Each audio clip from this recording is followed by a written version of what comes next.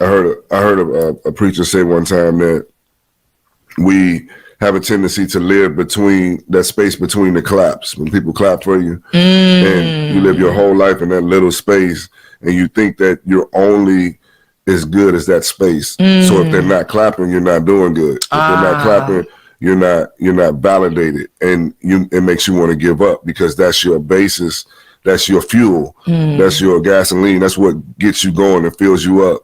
So you have to get to the place where you don't have to have anybody patting you on the back, and be consistent anyway, because you can get motivated. Just like at the beginning of the year, everybody's in the gym, they bringing new equipment in to the gym. Oh yes, I know about and that. And they always say we're gonna take it out in a couple of weeks because everybody's gonna be dropping off anyway.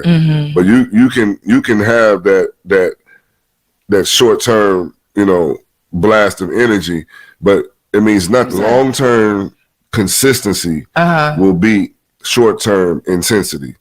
So you can have an intense moment in the short term where I'm going to do boom, boom, boom for maybe a couple weeks.